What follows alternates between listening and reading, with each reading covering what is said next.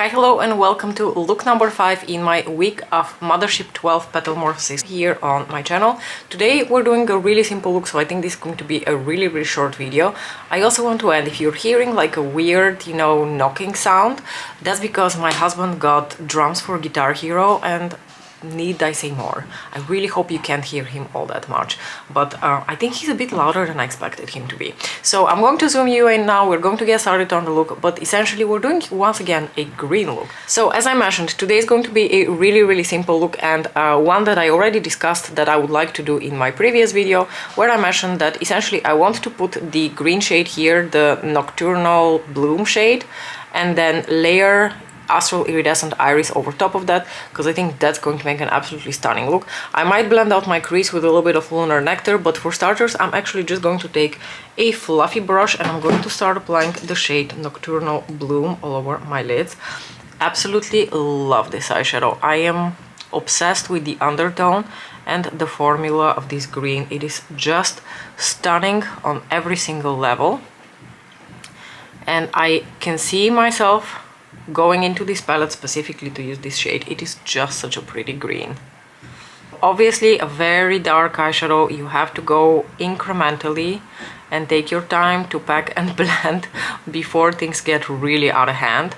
So I'm going to leave the blend here a little bit lower on my lid, because as I mentioned, I maybe want to go in with a tiny bit of Lunar Nectar to blend upwards towards my crease. I don't think that's absolutely necessary, but to be honest, I'm actually a little bit curious how that would look like. And I can totally see how after editing this video is literally going to be 5 minutes, because this is going to be such an incredibly simple look. Before I continue packing and blending anything else, I'm going to take a different fluffy blending brush and I'm going to go into the absolute tiniest bit of that Lunar Nectar shade, and I'm just going to run that here right at the outer edge of the green, because I think the two are actually going to look very pretty together.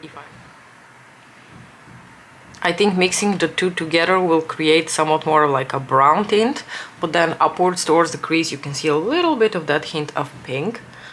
And I'm using the absolute lightest touch and lightest motions, and I'm also picking up a very tiny bit of that Lunar Nectar shade. I mean, you can also be quite generous with it. You could also start the look with it, pack quite a bit of it, and then continue onwards with applying the Nocturnal Bloom shade if you're really afraid to put the dark green straight onto your lids and blend it up.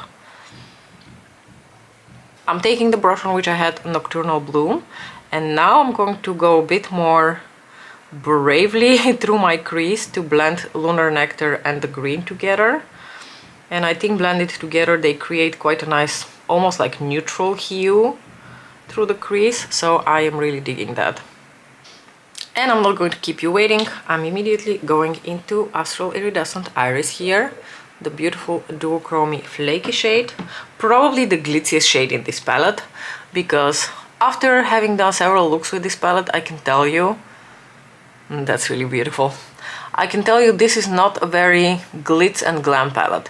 Like if you compare this to something like Bronze Seduction, there is much less glitz and glam in this palette by comparison, because a lot of the astral shades, except for this iridescent iris shade, are actually quite much more of like a straight up metallic with some glitter in it. They don't have large chunks of glitter, they don't have a transparent base. So a lot of these qualities that people are maybe used to seeing in the traditional astral shades are not present here. So probably we're going to discuss that at the end of this video, or at some point when I feel comfortable sharing my absolute final thoughts on this palette. But I think overall, I think of this palette a little bit, even though it has astrals and the astrals are not quite the same as straight up metallics, I still do think of this palette a little bit as a decadence type palette. By the way, this is gorgeous. This is super pretty. I really love the dark green base with the lilac sparkle. Stunning. And then I am obviously going to go into Divine Dawn to apply in my inner corners. And then I am considering a little bit what to do with my lower lashes. I could go back into Nocturnal Bloom because that would tie the look together very nicely. I could go with one of the purples, but you know what? I actually feel like just going back into Nocturnal Bloom, so I'm just going to do that. I'm taking the same fluffy brush and going very gently into Nocturnal Bloom, because Nocturnal Bloom's very, very dark, as we have already established, and I don't want to overdo my lower lashes. I just want sort of like a kiss of this shade to marry the lower lash line and the upper lash line.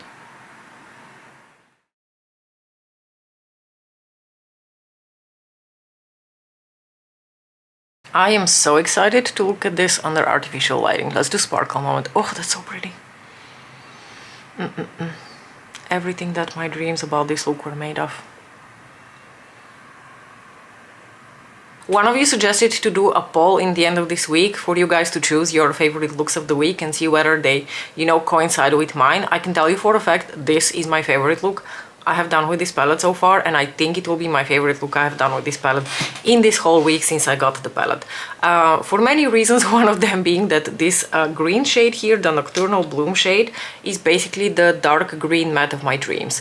When I fantasize about my perfect Mothership palette, this shade is in there, and not only is it in there, but Pat took what was in my imagination and made it better, because the tone of this eyeshadow, the way it applies, the way it blends, that like fluffy cloud-like texture that just melts onto your lids, is just absolute perfection. I love this eyeshadow so much, and I think these two obviously look so very pretty together.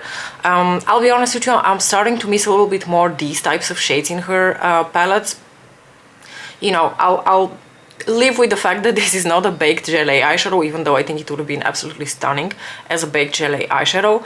But because none of the other shades over here from the Blitz Astrals are in this specific formula, like the translucent base loaded with sparkle, you don't get, like, the only shade that you can really use as a topper here is this one. Like, you can play around a lot with mixing and matching a lot of other shades, like we did with these two in my previous look, but I really think that kind of like real razzle-dazzle effect, like that really glitzy moment, you can really achieve only when you put this shade on top of the rest of the shades. I really appreciate that this shade is in here, because it really transforms basically every look that you do with this palette, but I wish there was at least one more, like at least one more, that had that kind of effect. So those are some of, you know, the thoughts that are running through my head right now.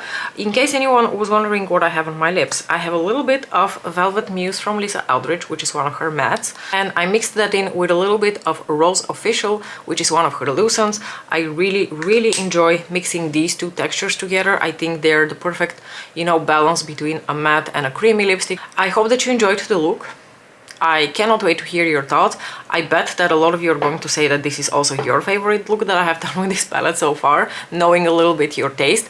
But I can't wait to hear your thoughts. Let me know what you thought about this look. We will see each other for, I think, one more look within the frame of this week, and then we will move on to, you know, better and newer pastures. I didn't forget about the new Prada quads. I finally bought one, and I also purchased the Prada Scope mascara because I was absolutely fascinated by the wand on that thing. It just looks so weird that I had to find out for myself what that feels like as a mascara. So that's arriving today. We will definitely also see each other in the coming days to test that. But anyway, first let's wrap up the Petalmorphosis week, I think, with one more look where I feature the neutral bronzy shade a bit more prominently. As usual, thank you so very much for watching, and I'll see you in my next video. Bye!